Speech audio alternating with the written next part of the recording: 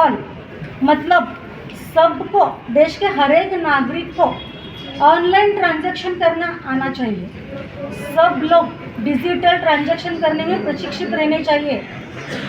हमारे देश की सिचुएशन ये है, हमारे देश की 90% महिलाओं को ऑनलाइन ट्रांजैक्शन करना ही नहीं आता। सोचिए, हमारे देश की आधी आबादी जो महिलाएं हैं ऑनलाइन ट्रांजैक्शन ही नहीं करती, तो इसका असर ये होगा कि हमारे देश का जीडीपी रेट जो है वो नीचे आ जाएगा, हमारे देश की इकोनॉमिकल कंडीशन लो हो जाएगी और इससे हमारा देश का भी नुकसान होगा और हमारे आने वाली जनरेशन का भी बहुत सारा नुकसान होगा। तो इसलिए आज के इस दिन, इस अवसर पर मैं आपसे ये विनती करना चाहती हूँ कि हर घर पर, हर महिला पर हमें ध्यान देना है कि कंप्यूटर का नॉलेज, एटलीस्ट बेसिक नॉलेज तो उनको आना चाहिए। कंप्यूटर की ऑनलाइन ट्रांजैक्शन हम कर सके इतना तो हमें आना ही चाहिए, तभी हमारा देश आगे बढ़ेगा और हम दुनिया में नंबर 1 बनेंगे। एक लेडी IAS ऑफिसर है, उन्होंने अपनी बात में बहुत खूबसूरती से ये बोला था, मैं आपके सामने कहना चाहती हूँ। हमारी आँखों में ज्वाला है, आप हमें प्रकाश दो। हमारे हाथों में पृथ्वी है, आप हमें आकाश दो। हम और कुछ नहीं चाहते, हम और कुछ नहीं चाहते, आप हमें बस एक व्यक्ति होने का एहसास दो। बस आज के लिए इतना ही। हो मेरी बात को आपको समझ में आई होगी। जय हिंद, जय कर्नाटक।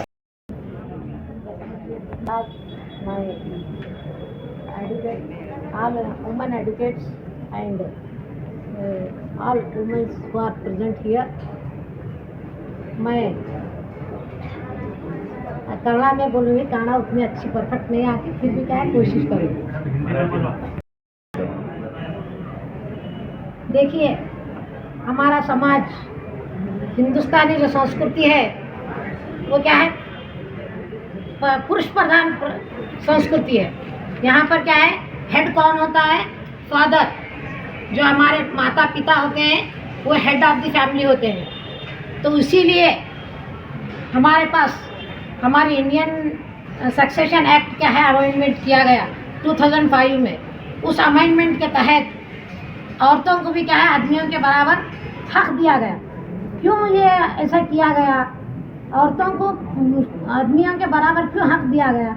इसका मतलब, इसकी वजह एक ही है कि लेडीज़ को गिरी हुई नज़र से नहीं देखना। माशरे के अंदर, समाज के अंदर क्या है, दोनों में इक्वालिटी, दोनों बराबर है मिलकर सरी समान इदारा ಅಂತ ಹೇಳಿ ಅದು इक्वालिटी तला select Hindu succession act amendment है। तो ये हमारे मुस्लिम माशरे के अंदर हमारे जो आका हुजूर सल्लल्लाहु अलैहि वसल्लम जब पैदा हुए, उससे पहले क्या प्रिमिटिव सोसाइटी थी।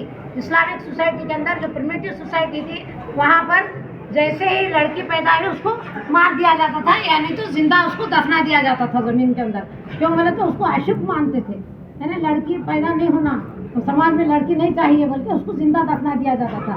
मगर जब हुजूर पैदा हुए हज़रत मोहम्मद मुस्तफ़ा सल्लल्लाहु अलैहि वसल्लम, तो उसके बाद में क्या है, उन्होंने स्ट्रिक्टली इसको क्या है, वो जो रस्म था पहले का, जो कस्टम था, उसको ख़त्म कर दिया। क्योंकि बेटी ही सबसे रहमत का जरिया है।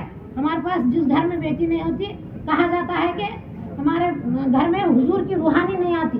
तो इतना मुक़द्दस मुकाम औरत को क्या है दिया गया। ಹಂಗೆ ಈಗ ಕನ್ನಡ ಒಳಗೆ ಹೇಳ್ತಾರೆ, ತಾಯಿ ಕಾಲಿನಲ್ಲಿನೇ ಸ್ವರ್ಗ ಇದೆ ಅಂತ ಹೇಳಿ। ಇದು ಏನದ, ಯಾವ समाज ಆಗಲಿ, कोई भी माशरा हो, कोई भी सोसाइटी हो, कोई भी समाज हो, पहले क्या है, औरत से ही उस समाज की तरक्की है, उस माशरे की तरक्की है।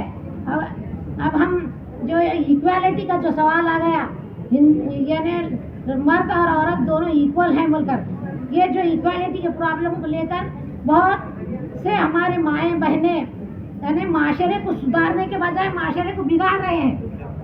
लोग सोसाइटी के अंदर हमारे बच्चों को हमें अच्छे से अच्छे तालीम देने का हुक्म है, उसके अंदर अधिकार है हमारे को।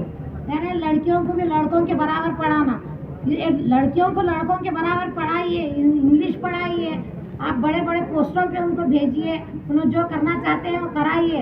मगर उसके साथ साथ आज का जो मोबाइल हम इस्तेमाल कर रहे हैं, इसके मेरिट और डीमेरिट दोनों भी हैं। उसके अंदर जितनी अच्छाई है उतनी ही बुराई उसके अंदर है। तो हम क्या देखना क्या नहीं देखना, क्या देखने के लिए बच्चों को हम सजेस्ट करना, क्या नहीं देखने के लिए उनको रोकना, ये चीज़ों को हम फॉलो करना बहुत ज़रूरी है। बच्चों को बताना समझाना ज़रूरी है। आज के बच्चे देखिए, अब हम कॉलेज को भेज देते हैं, स्कूल को भेज देते हैं, मगर माओ के पास इतना टाइम नहीं है कि वो अपने बच्चों को देखें और वो बच्चों से इस कॉलेज में जाने के बाद, स्कूल में जाने के बाद क्या पढ़ रहे हैं, क्या लिख रहे हैं, या वो क्लासेस को जा रहे हैं क्या नहीं, पेरेंट्स मीटिंग जो है वो अटेंड होना वो ज़रूरी है। या आप सब रिपोर्ट लेते रहेंगे तो आपका बच्चा क्या कर रहा है या आपकी बच्ची क्या कर रही है उसके बारे में आपको पता चलेगा। अब देखिए, अब इधर मैं जब यहाँ पर ज्वाइन हुई थी 25 साल पहले, तो ये एक भी पोक्सो केस नहीं आता था। यानी जो अंडर एज 15 साल से 18 साल से कम उम्र के लड़कियाँ एक भी घर से निकल के गए तो ये केसेस नहीं आते थे। मगर आज मैं रोज़ाना कोर्ट में देखती हूँ कि डेली ये क्या दो केसेस यहाँ पर है। तो मेरा कहने का मतलब क्या है, हम माशरे को बना रहे नहीं, हम माशरे को क्या बिगाड़ रहे हैं। ये क्यों ऐसा हो रहा है बोले तो हमारे बच्चे हमारे कंट्रोल में क्यों नहीं है, तो हम गलत राह पे चल रहे हैं। पहले माओ की ये ड्यूटी है कि हम बच्चों की क्या है सुपरविजन करेक्ट करें, बापों की ड्यूटी है हम बच्चों का सुपरविजन करेक्ट करें। कॉलेज को जाएं, स्कूल को जाएं, उनके मोबाइल को चेक करें, उनके व्हाट्सएप चैट्स को चेक करें, उन्हें किसके साथ बात करते हैं, सही कर रहे हैं गलत कर रहे हैं, ये सब चीज़ों को अगर हम कॉन्सेंट्रेट करेंगे तो वो केसेस बिल्कुल नहीं होंगे। तो इससे क्या है, और एक ज़रूरी बात आप सामने आप सबको कहूँगी कि ये जो बच्ची हमारी जो गलत कर रही, देखो मैं खुद हो के अगर किसी को मौका दूंगी तो सामने वाला कोई मौका उठाएगा, वो भी जो मेरा भाई हो या कोई भी हो, यानी जो भी मेल आदमी रहेगा, औरत हाथ देने के बाद में वो बराबर उसका हाथ पकड़ेगा। तो इसकी वजह से ये जो मर्द बच्चे हैं, जो मेल मेंबर्स हैं, दोनों बहुत सफ़र हो रहे हैं। उनको क्या है, ये पोक्सो एक्ट के तहत लड़की की गलती नहीं देखी जाती, खाली लड़के की गलती देखी जाती है। और कोर्ट उन्हें कम से कम 25 ईयर्स की, क्या 20 ईयर्स की पनिशमेंट लाई। तो आज गुलबर्गा कोर्ट में जाके देखिए आप कि वहाँ पर इतने बच्चे, इतने मासूम बच्चे जिनकी जिंदगियाँ आज खराब हो रहे हैं और वो जेलों में सड़ रहे हैं। इसके लिए कौन रिस्पॉन्सिबल है, कौन जिम्मेदार है, हम माएँ जिम्मेदार हैं। तो उस वजह से क्या है, हम उनका बराबर सुपरविजन करना, बच्चों को क्या अपने कंट्रोल में रखना, तो और बच्चों को भी उसी तरीके से कंट्रोल में रखना, क्या सही है क्या गलत है उसके बारे में क्या है आप ये करना ज़रूरी है। उस वजह से क्या है, इतना कहते हैं, मुझे जो मौका दिया गया मैं इतना कहते हैं अपनी जगह ले। ಅಂತಾರಾಷ್ಟ್ರೀಯ ಮಹಿಳಾ ದಿನಾಚರಣೆಯ ಶುಭಾಶಯಗಳು. ಸ್ತ್ರೀ ಅಬಲೆ ಅಲ್ಲ, ನೀ ಸಬಲೆ. ಸ್ತ್ರೀ ಅಬಲೆ ಅಲ್ಲ, ನೀ ಸಬಲೆ. ಹೇಳುವರು ನೀನು ಅಬಲೆ ಎಂದು, ಹೇಳುವರು ನೀನು ಅಬಲೆ ಎಂದು, ಗೊತ್ತಿಲ್ಲ ಅವರಿಗೆ ನೀನು ಸಬಲೆ ಎಂದು, ಗೊತ್ತಿಲ್ಲ ಅವರಿಗೆ ನೀನು ಸಬಲೆ ಎಂದು. ಎಲ್ಲ ಕ್ಷೇತ್ರಗಳಲ್ಲೂ ನಿನ್ನದೇ ದರ್ಬಾರು, ಎಲ್ಲ ಕ್ಷೇತ್ರಗಳಲ್ಲೂ ನಿನ್ನದೇ ದರ್ಬಾರು. ಅಲ್ಲಿಲ್ಲ ಪುರುಷರ ಕಾರುಬಾರು, ಅಲ್ಲಿಲ್ಲ ಪುರುಷರ ಕಾರುಬಾರು. ನಿನಗಿಲ್ಲ ನಿನ್ನ ಬಲದ ಅರಿವಿನ ಪರಿ, ನಿನಗಿಲ್ಲ ನಿನ್ನ ಬಲದ ಅರಿವಿನ ಪರಿ. ಹೇಳು ನಿನಗಾರು ಸರಿ, ಹೇಳು ನಿನಗಾರು ಸರಿ. ಎಲ್ಲದಕ್ಕೂ ಮಾಡುವರು ನಿನ್ನ ಹೊಣೆ, ಎಲ್ಲದಕ್ಕೂ ಮಾಡುವರು ನಿನ್ನ ಹೊಣೆ. ಹೇಳು ಪುರುಷರು ಸಹಿಸುವರೇ ನಿನ್ನ ಬವಣೆ, ಹೇಳು ಪುರುಷರು ಸಹಿಸುವರೇ ನಿನ್ನ ಬವಣೆ. ನಿನ್ನ ಸಹನೆಗೆಲ್ಲಿದೆ ಪರಿಮಿತಿ, ನಿನ್ನ ಸಹನೆಗೆ ಎಲ್ಲಿದೆ ಪರಿಮಿತಿ. ನೀನಾಗಬೇಡ ಪುರುಷರ ಆಶೆಗೆ ಆಹುತಿ, ನೀನಾಗಬೇಡ ಪುರುಷರಿಗೆ ಆಹುತಿ. ಹೇ ನೀರೇ ನೀನು ಪ್ರೀತಿಯ ಆಗರ, ಹೇ ನೀರೇ ನೀನು ಪ್ರೀತಿಯ ಆಗರ. ಮಮತೆಯಲ್ಲಿ ನೀ ಸಾಗರ, ಮಮತೆಯಲ್ಲಿ ನೀ ಸಾಗರ. ಹೇ ಹೇ ನೀರೇ ನೀನೇ ಪ್ರಕೃತಿಯ ಮೂಲ, ಹೇ ನೀರೇ ನೀನೇ ಪ್ರಕೃತಿಯ ಮೂಲ. ನಿನಗ್ಯಾರು ಎಲ್ಲದರಲ್ಲೂ ಅಚಲ. ಪುರುಷರಿಗಿಲ್ಲ ನಿನಗೆ ಪೈಪೋಟಿ, ಪುರುಷರಿಗಿಲ್ಲ ನಿನಗೆ ಪೈಪೋಟಿ. ಹೇಳು ನಿನಗಾರು ಸರಿಸಾಟಿ. ಕೇಳುವವರು ಯಾರಿಲ್ಲ ನಿನ್ನ ಅಹವಾಲು, ಕೇಳುವವರು ಯಾರಿಲ್ಲ ನಿನ್ನ ಅಹವಾಲು, ತೆಗೆ ನೀನು ಬಯಸಿದ ಬಾಗಿಲು, ತೆಗೆ ನೀನು ಬಯಸಿದ ಬಾಗಿಲು. ದಾಟು ಅಡೆತಡೆಗಳ ಹೊಸ್ತಿಲು, ದಾಟು ಅಡೆತಡೆಗಳ ಹೊಸ್ತಿಲು, ನಿನ್ನ ಧೈರ್ಯವೇ ನಿನಗೆ ಕಾವಲು, ನಿನ್ನ ಧೈರ್ಯವೇ ನಿನಗೆ ಕಾವಲು. ನಿನ್ನ ಮೌನದಲ್ಲೂ ಮಾತಿದೆ, ನಿನ್ನ ಮೌನದಲ್ಲೂ ಮಾತಿದೆ, ನಿನ್ನ ನೆಗೆಯಲ್ಲಿಯೂ ಶಕ್ತಿ ಇದೆ, ನಿನ್ನ ನೆಗೆಯಲ್ಲಿಯೂ ಶಕ್ತಿ ಇದೆ. ನಿನ್ನ ಕಣ್ಣಲ್ಲಿ ಸಾಧಿಸುವ ಕಿಚ್ಚಿದೆ, ನಿನ್ನ ಕಣ್ಣಲ್ಲಿ ಸಾಧಿಸುವ ಕಿಚ್ಚಿದೆ, ನಿನ್ನ ಹೃದಯದಲ್ಲಿ ಇಡೀ ಜಗತ್ತನ್ನು ತೂಗಾಡಿಸುವ ತೊಟ್ಟಿಲಿದೆ. ಹೇ ಸ್ತ್ರೀಯೇ, ಹೇ ಸ್ತ್ರೀಯೇ, ಹೇ ಸ್ತ್ರೀಯೇ. ಮೇಲೆ ಆಸೀನರಾಗಿರುವ ಗೌರವಾನ್ವಿತ ಎಸ್.ಎಂ.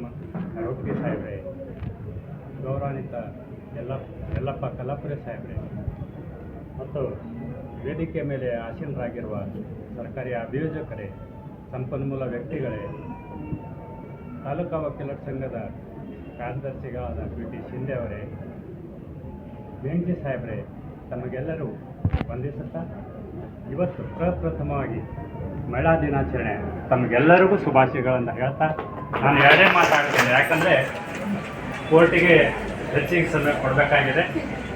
ಪ್ರಪ್ರಥಮವಾಗಿ ದೇಶದಲ್ಲಿ ನಾರಿಯರಿಗೆ ಭೂಮಿ ಮತ್ತು ತಾಯಿಗೆ ಸಮಾನರು ಅಂತ ಒಂದು ಮಾತು ಹೇಳ್ತಾರೆ.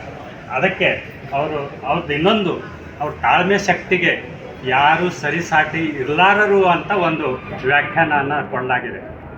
ಈಗ ನಾನು ನಿಮ್ಮ ಬಗ್ಗೆ ಹೆಚ್ಚಿಗೆ ವರ್ಣನೆ ಮಾಡಿರುವಂತಹ ಯೋಗ್ಯತೆ ನನಗಿಲ್ಲ ಅಂತ ಹೇಳ್ತಾ ನಾನು ಎರಡು ಮಾತನ್ನು ಮುಗಿಸ್ತೇನೆ. ಜೈ ಹಿಂದ್, ಜೈ ಕರ್ನಾಟಕ. ರಮತೆ ಸತ್ವ ದೇವತಾ ಅಂದರೆ ಎಲ್ಲಿ ಸ್ತ್ರೀ ವಾಸಿಸುತ್ತಾಳೋ ಅಲ್ಲೇ ದೇವತೆಗಳು ಇರುತ್ತಾರೆ ಎನ್ನುತ್ತಾ ಅಂತಾರಾಷ್ಟ್ರೀಯ ಮಹಿಳಾ ದಿನಾಚರಣೆಯ ಶುಭಾಶಯಗಳು. ತಾಲೂಕು ಕಾನೂನು ಸೇವಾ ಸಮಿತಿ ಆಳಂದ್, ನ್ಯಾಯವಾದಿಗಳ ಸಂಘ ಆಳಂದ್, ಮಹಿಳಾ ಮತ್ತು ಕನ್ನಡ ಅಭಿವೃದ್ಧಿ ಇಲಾಖೆ ಹಾಗೂ ಕಾರ್ಯನಿರತ ಪತ್ರಕರ್ತರ ಸಂಘ ಆಳಂದ್ ಇವರ ಸಂಯುಕ್ತ ಆಶ್ರಯದಲ್ಲಿ ಅಂತಾರಾಷ್ಟ್ರೀಯ ಮಹಿಳಾ ದಿನಾಚರಣೆಯ ನಿಮಿತ್ತ ಕಾನೂನು ಅರಿವು ನೆರವು ಕಾರ್ಯಕ್ರಮದ ಅಂಗವಾಗಿ ವೇದಿಕೆಯ ಮೇಲೆ ಆಸೀನರಾದ ಕಾರ್ಯಕ್ರಮದ ಉದ್ಘಾಟನೆಯ ಹಿತನುಡಿಗಳನ್ನು ಹೇಳಿದಂತಹ ಗೌರವಾನ್ವಿತ ಹಿರಿಯ ಶ್ರೇಣಿಯ ನ್ಯಾಯಾಧೀಶರು ಹಾಗೂ ಅಧ್ಯಕ್ಷರು ತಾಲೂಕು ಕಾನೂನು ಸೇವಾ ಸಮಿತಿ ಆಳಂದ್ ಇವರಿಗೆ ನನ್ನ ವತಿಯಿಂದ ವೇದಿಕೆ ವತಿಯಿಂದ ಹೃತ್ಪೂರ್ವಕ ವಂದನೆಗಳು. ಅದೇ ರೀತಿಯಾಗಿ ಈ ಕಾರ್ಯಕ್ರಮದ ಅಧ್ಯಕ್ಷತೆಯನ್ನು ವಹಿಸಿದಂತಹ ಆಳಂದ್ ನ್ಯಾಯವಾದಿ ಸಂಘದ ಅಧ್ಯಕ್ಷರಿಗೂ ನನ್ನ ವತಿಯಿಂದ ಹಾಗೂ ವೇದಿಕೆ ವತಿಯಿಂದ ಹೃತ್ಪೂರ್ವಕ ವಂದನೆಗಳು. ಅದೇ ರೀತಿಯಾಗಿ ಕಾರ್ಯಕ್ರಮದ ಮುಖ್ಯ ಅತಿಥಿಗಳಾದಂತಹ ಪ್ರಧಾನ ಸಿವಿಲ್ ನ್ಯಾಯಾಧೀಶರು ಮತ್ತು ಜೆಎಂಎಫ್ಸಿ ನ್ಯಾಯಾಲಯ ಹಾಗೂ ಸದಸ್ಯ ಕಾರ್ಯದರ್ಶಿಗಳು ತಾಲೂಕಾ ಕಾನೂನು ಸೇವಾ ಸಮಿತಿ ಆಳಂದ್ ಇವರಿಗೂ ಕೂಡ ನನ್ನ ವತಿಯಿಂದ ವೇದಿಕೆ ವತಿಯಿಂದ ಹೃತ್ಪೂರ್ವಕ ವಂದನೆಗಳು. ಅದೇ ರೀತಿ ಈ ಕಾರ್ಯಕ್ರಮದ ಇನ್ನೋರ್ವ ಮುಖ್ಯ ಅತಿಥಿಗಳು ಮಹಿಳಾ ಮತ್ತು ಮಕ್ಕಳ ಅಭಿವೃದ್ಧಿ ಇಲಾಖೆಯ ಅಧಿಕಾರಿಗಳು ಇವರಿಗೂ ಕೂಡ ಹೃತ್ಪೂರ್ವಕ ಧನ್ಯವಾದಗಳು.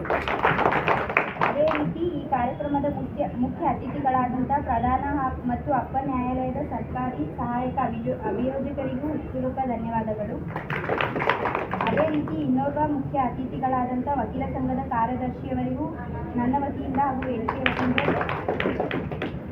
ಅದೇ ರೀತಿಯಾಗಿ ಇನ್ನೋರ್ವ ಮುಖ್ಯ ಅತಿಥಿಗಳಾದಂಥ ಅಧ್ಯಕ್ಷರು ಕಾರ್ಯನಿರತ ಪತ್ರಕರ್ತರ ಸಂಘ ಆಳಂದ್ ಇವರಿಗೂ ಕೂಡ ನನ್ನ ವತಿಯಿಂದ ವೇದಿಕೆ ವತಿಯಿಂದ ಹೃತ್ಪೂರ್ವಕ ಧನ್ಯವಾದಗಳು. ಅದೇ ರೀತಿ ಈ ಕಾರ್ಯಕ್ರಮದ ಕೇಂದ್ರ ಬಿಂದುಗಳಾದ ಹಾಗೂ ಸಂಪನ್ಮೂಲ ವ್ಯಕ್ತಿಗಳು ತಮ್ಮ ಉಪನ್ಯಾಸ ಮಾಲಿಕೆಯಲ್ಲಿ ಮಹಿಳಾ ಸಬಲೀಕರಣದ ಬಗ್ಗೆ ಒಳ್ಳೆ ವಿಚಾರ ಮಂಡಿಸಿದ್ದಕ್ಕಾಗಿ ಅವರಿಗೂ ಸಹ ಈ ಕಾರ್ಯಕ್ರಮದ ಪರವಾಗಿ ವಂದನೆಗಳನ್ನು ಸಲ್ಲಿಸುತ್ತೇನೆ. ಅದೇ ರೀತಿ ಈ ಕಾರ್ಯಕ್ರಮವನ್ನು ಅಚ್ಚುಕಟ್ಟಾಗಿ ನಿರೂಪಣೆ ಮಾಡಿದಂಥ ಸರ್ ಅವರಿಗೂ ಧನ್ಯವಾದಗಳು. ಅದೇ ರೀತಿ ಈ ಕಾರ್ಯಕ್ರಮದಲ್ಲಿ ಆಗಮಿಸಿ ಕಾರ್ಯಕ್ರಮದ ವಿಚಾರಗಳನ್ನು ಆಲಿಸಿ ಈ ಕಾರ್ಯಕ್ರಮಕ್ಕೆ ಶೋಭೆ ತಂದುಕೊಟ್ಟಂಥ ಆಳಂದ್ ತಾಲೂಕಿನ ಗುರು ಹಿರಿಯರಿಗೂ ಮತ್ತು ಕಕ್ಷಿದಾರರಿಗೂ, ನ್ಯಾಯಾಲಯದ ಸಿಬ್ಬಂದಿ ವರ್ಗದವರಿಗೂ ಮತ್ತು ಪೊಲೀಸ್ ಇಲಾಖೆಯವರಿಗೂ ಈ ಕಾರ್ಯಕ್ರಮದ ಪರವಾಗಿ ವಂದನೆಗಳನ್ನು ಸಲ್ಲಿಸುತ್ತಾ ಈ ಕಾರ್ಯಕ್ರಮಕ್ಕೆ ವಿರಾಮವನ್ನು ನೀಡುತ್ತೇನೆ.